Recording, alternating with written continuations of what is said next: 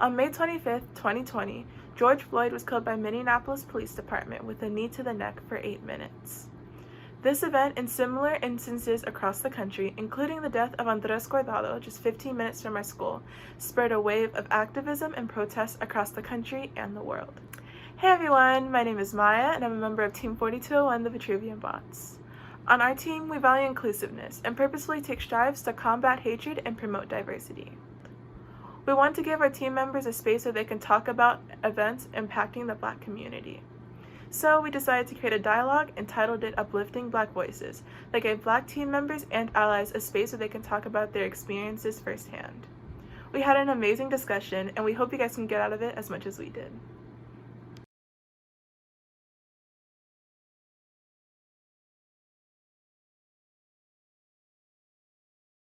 So before we get started with the whole dialogue, everybody talking about the topics portion, we're gonna set some expectations and some ground rules. So the first one being to respect other people's thoughts and opinions. And this kind of leads into number 2, to have an open mind going into this. You might have an opinion, but try to stand in your peers' shoes. It'll help understand their point of views. Number 3, try to best uplift your Black peers' voices. And for the last bullet point, listen. Please listen. This goes out to members and allies of the Black community. It's a privilege to be able to tune these issues out, so please take some time to educate yourself about the struggles that the Black community go through every day. All of that sorted out, we're gonna get into the main part of the discussion. The first topic that we have is microaggressions. All of the topics that we have listed will have a definition if you aren't familiar with it, as well as some sort of image that goes along with it. So if you don't know, a microaggression is a state, action, or incident regarded as an instance of indirect, subtle, or unintentional discrimination against members of a marginalized group, such as a racial or ethnic minority. On the next slide, we have a list of a couple microaggressions that you can kind of go through on your own. So what has been your experience with microaggressions? Have you heard any of these? Have you heard anything similar? And just generally, what's been your experience with other people and stuff like that? Yeah, so I've experienced this several times where people, I don't think they're not trying to be offensive or anything, but they'll say you don't, the picture says, you don't act Black, or you don't sound like you're a Black person. And so I feel like I said, I don't think they're intentionally trying to be racist, but they don't realize how that comes off. They're trying to, I think in their mind, I'm not acting like the way that they think I should act. And so they don't realize how, it sort of hits me in a weird way. I'm like, you're who are you to tell me how I'm supposed to act and how I'm not supposed to act? So I feel like I think that's one thing that gets said a lot and can be very, very annoying and sort of put people off. This isn't something that's put on there, but I think in general, something that's a microaggression, it's very common, is generalizing all minorities instead of listening to each minority struggle separately, because when doing that, it discredits one minority struggles and generalizes all of them into one group of people that all struggle, when in reality, yes, they do, but all of their struggles are different in different ways.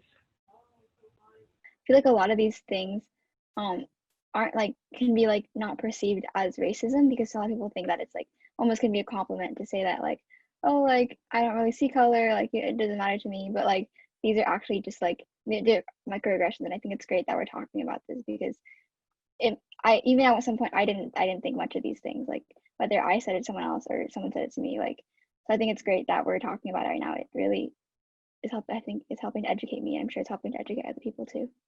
I wanted to talk about the last point, which is expecting one Black person to be the spokesperson for every Black person. And I think that's so often used with things like saying the N-word or saying borderline racist jokes. It's okay, well, this person happens to be Black and they don't mind it, but when it offends one person, it will most likely offend more than one person. And I think people need to understand that you may be able to make that joke with one person, but that doesn't mean that I'm not allowed to be offended by it. And I think a lot of people say it's just a joke, like it's not that serious, but a lot of the times to certain people it can be very serious, and it can be a serious issue that a lot of people find hurtful. And I think people need to understand that. I want to go off of the I'm colorblind, that the whole like I don't see color. I feel like a lot of people, when they say that, they think that they're in the right mindset. But I think what the big issue nowadays is that I want you to see that I'm different. Like I want you to see that I'm Black. But then the issue that people are having is the acceptance of it. You know, I want you to see that I'm different from you, but then be accepting and not have this whole pushback onto me as a person, you know? Because at the end of the day, people, the main thing is people coming together, you know, with the pushback of different races and not liking them because of who they are, it kind of just creates this huge divide between people.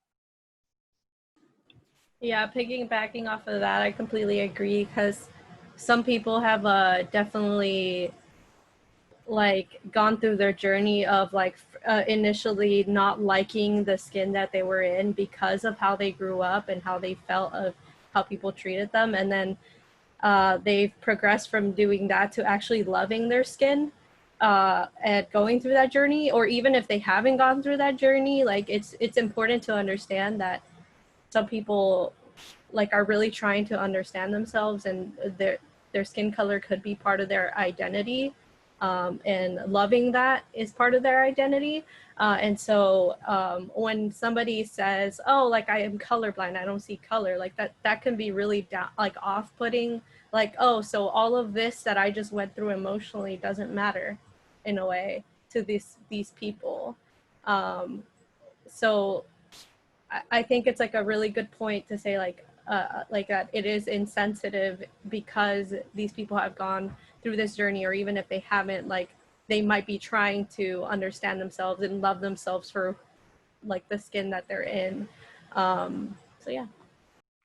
And that also kind of piggies off of I'm not racist. I have several Black friends, because just because you have Black friends doesn't mean that you have a get out of jail free card per se if you say something racist, because some Black people might not think of that what you said, but other people might hear you around you and think of that as something that is offensive to them. So when people say that statement, it's kind of they're being kind of like ignorant to the other Black people that may be around them. So I feel like being able to be comfortable in our own skin as Black people has been really struggling, especially during these times. I guess I just had a question for you all.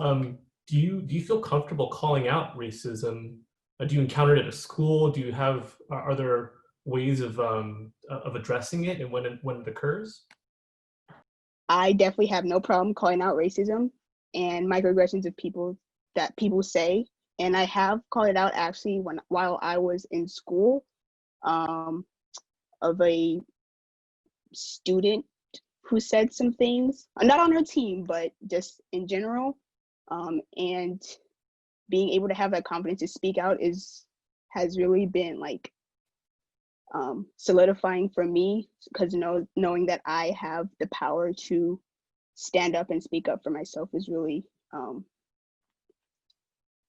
good for me in building my self-esteem. So to answer like Ted's question, I personally don't have any issue calling out somebody if they're racist, because I feel it's a learning experience.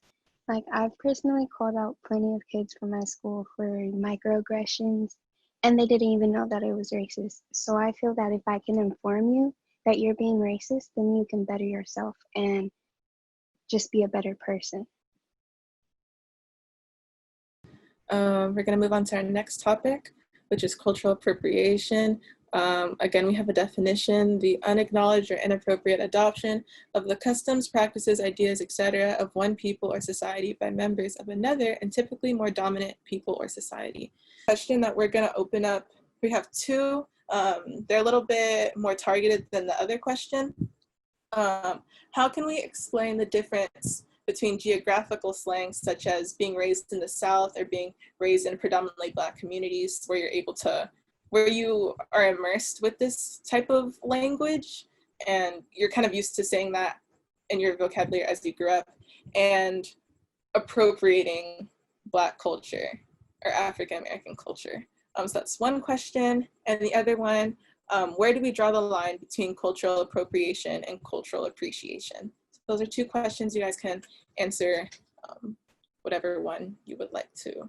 So I think for me personally, cultural appropriation is usually taking an idea from another culture and in a way owning it in a way that they can't. For example, like I know box braids is a huge thing. Like I see the Kim K photo there, and I see the Katy Perry photo there. Like they may be praised for doing these styles and stuff, but there has been like a lot of difficulties and like racism towards like the Black community for doing this kind of hairstyle, saying that it's unprofessional or whatever, or even wearing their hair natural is unprofessional and that they have to tame it down, all of that stuff. Like I've heard all of it. That's where like cultural appropriation takes in, like where they take an idea and they try to make it like their own fashion and like their own idea, even though it isn't. Like it's like not theirs to own. Cultural appreciation is a lot different in the sense that you're not trying to own whatever it is that is from that other culture. I have friends that are really into Japanese culture. Like they're not Japanese in general, but they love to like dress up in kimono and all that stuff. But they try to do it in a way where it's more like, oh, I really love the whole culture behind it, like doing the actual ceremony behind it, but doing it in the right context. So that's a little bit more of a like appreciation and not trying to use it for, I guess, the clout of it, if that makes sense. I think with African American vernacular English, I think to tell the difference between geographically being around that and mimicking Black people in a sense, I think one main topic or one main difference is if you have two completely different voices, because I know there are so many people that have two completely different voices, and I know there are certain people that intentionally mimic Black people instead of just speaking the way where they were brought up, because there are certain places where that is just predominantly used and that is all you know. But I think there are a lot of instances where you just need to know the difference between mimicking and being a part of that culture. I think especially like right now, even like in the fashion industry, there's a lot of cultural appropriation that goes on.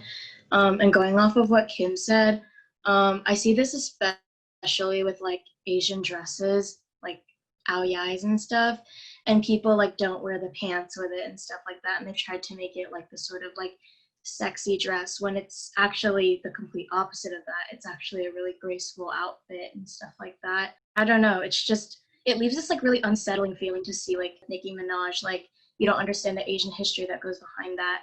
So I think, like Kim said, it's good to really remember like the traditions. I was gonna say like an area where cultural appropriation is like really common is like music.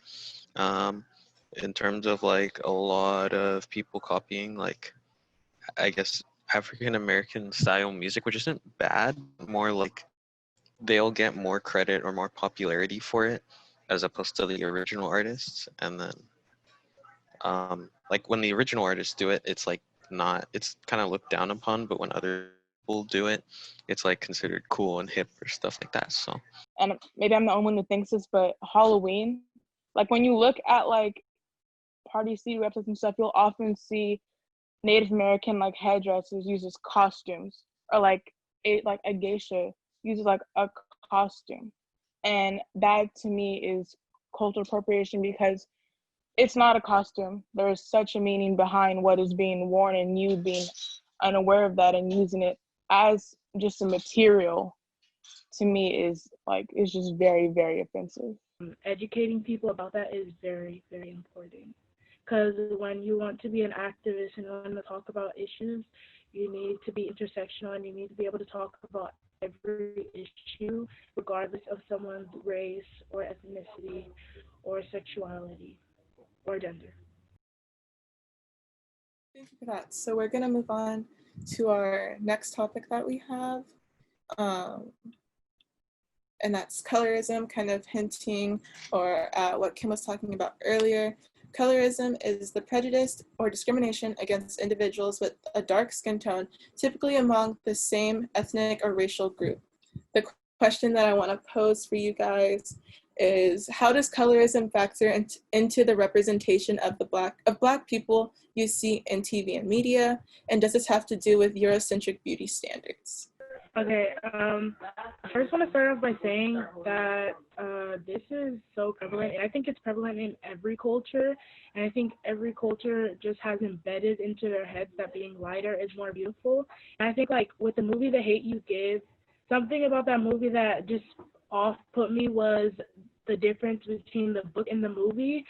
On the book cover, you can clearly see that on the cover, it is a Black, dark-skinned woman. And I think that when all Black people in the media are portrayed as light-skinned, it takes away from dark-skinned actors and dark-skinned people that are talented. And I think that that's not realized. And I think when casting, they should take that into consideration always. But imagine growing up your whole life as a dark-skinned little girl and not seeing anyone that looks like you, and seeing every single Black person that is portrayed in the media as a light-skinned person or as someone with not as dark skin as you.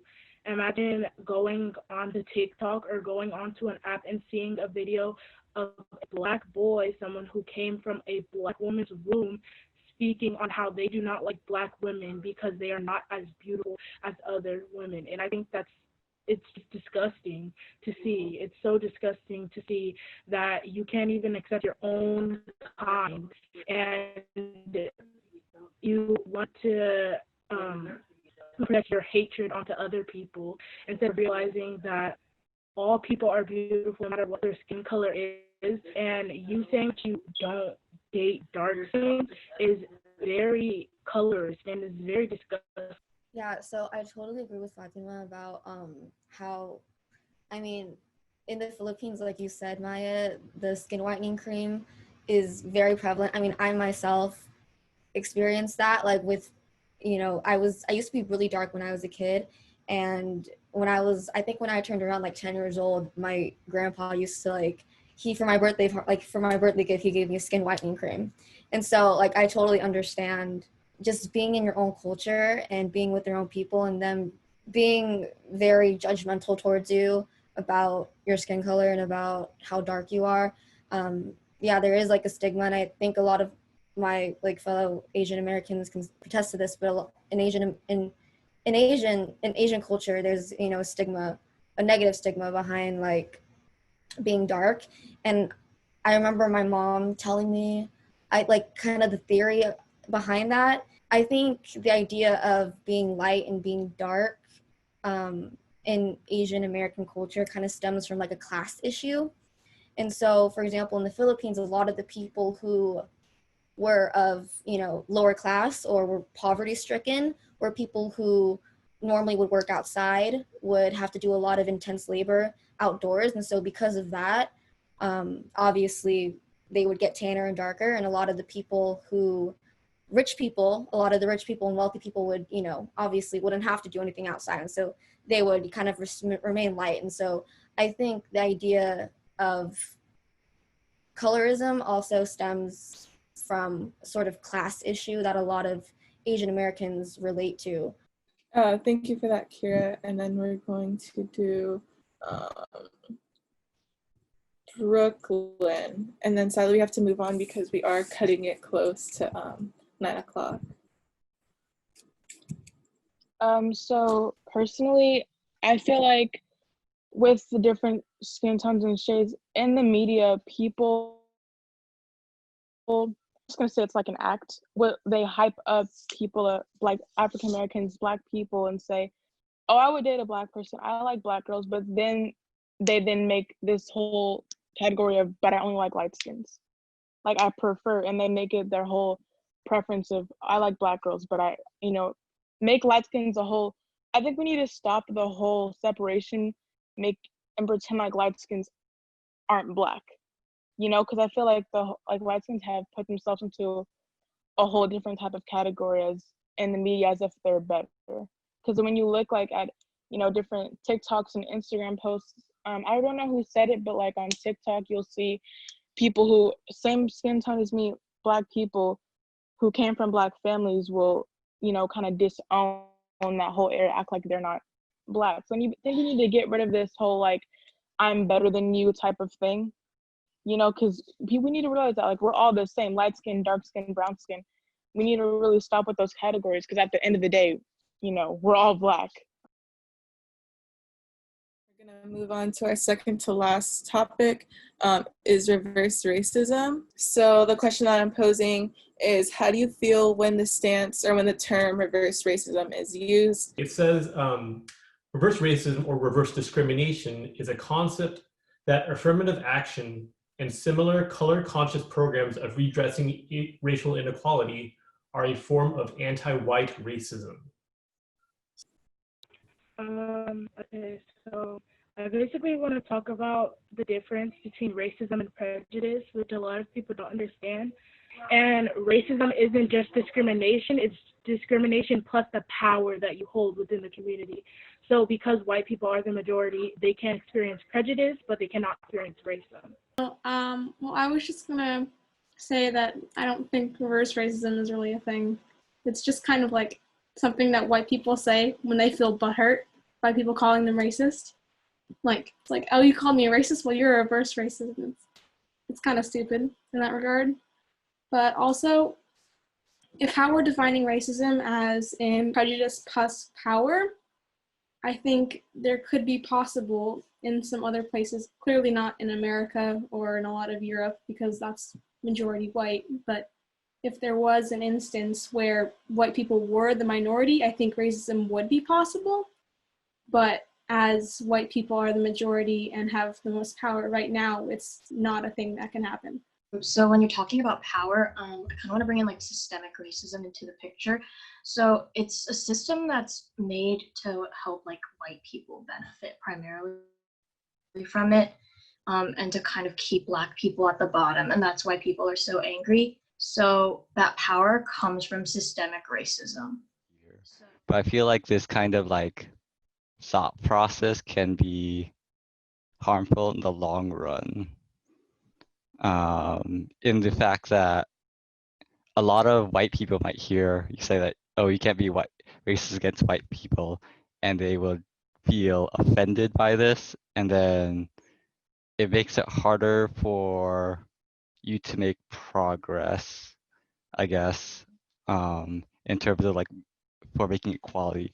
Because if like a lot of like white people have like the power in the country to enact change that would benefit either them or like colored people, I feel like the extreme end of this is that colored people can take actions that are negative against white people without any repercussion, which is what white people might feel that this kind of thought process kind of leads to. Basically, I think that when looking at the whole question and what we're talking about in itself, reverse racism, at least in my opinion, whenever I've ever heard this term, it's always been a white person saying it to, African American and Black person. And to me, when they say that, they're trying to create an oppression that to me doesn't really exist.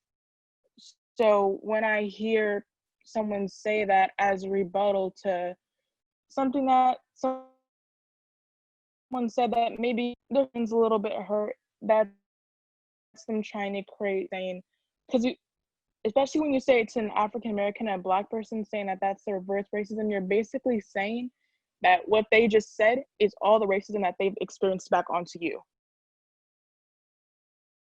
Move on to our last topic, and that is the First Amendment. And then the question I want to pose to you guys is, do you believe that these rights are applied equally to all when exercised? And during the age of protests around the world, how have you seen people exercising their rights? If you would like to share like an anecdote about that. Yeah, so I think I just wanted to touch on how I think the First Amendment can be used also like in a negative way, where people like misuse their ability to have freedom of speech.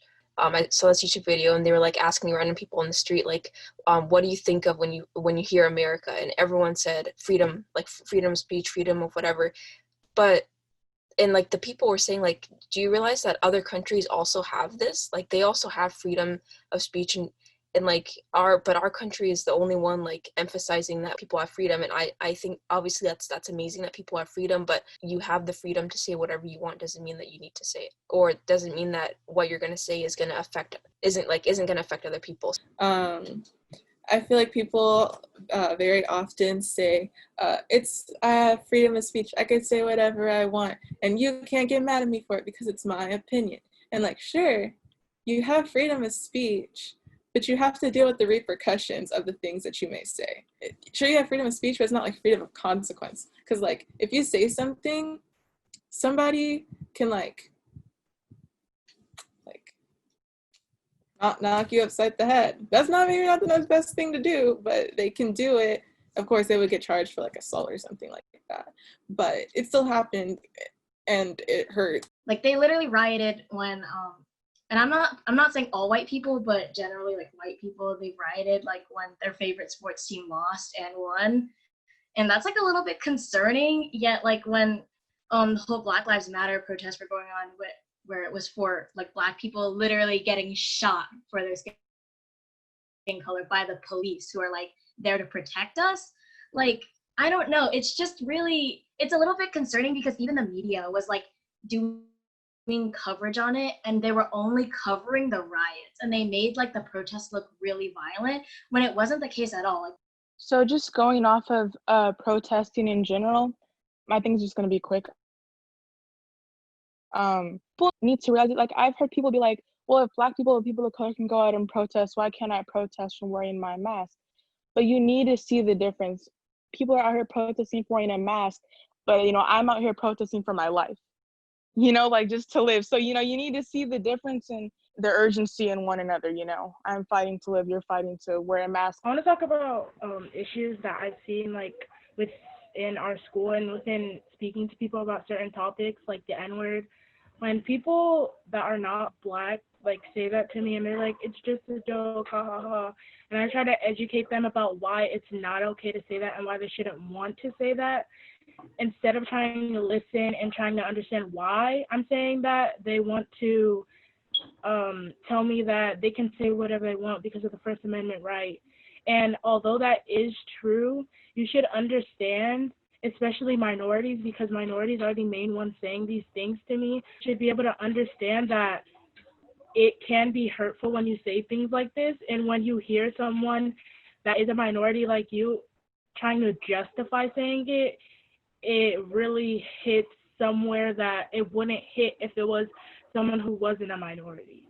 And it makes you feel a certain type of way, because we should be able to come together and unify as one and understand each other's problems instead of making someone feel uncomfortable for feeling mad about something.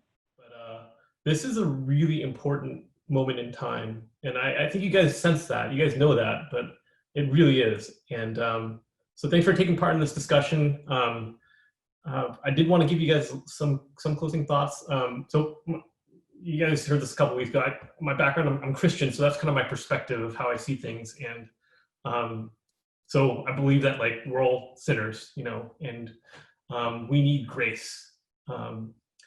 Part of that sin nature that we have is that racism is, or prejudice, or it's in our nature, and we have to fight against it. So don't just talk about it.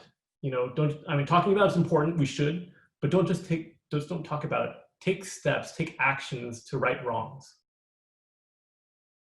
Hey guys, thank you so much for watching. We'll be having another event like this on Tuesday, October 13th, 2020 at 7 p.m.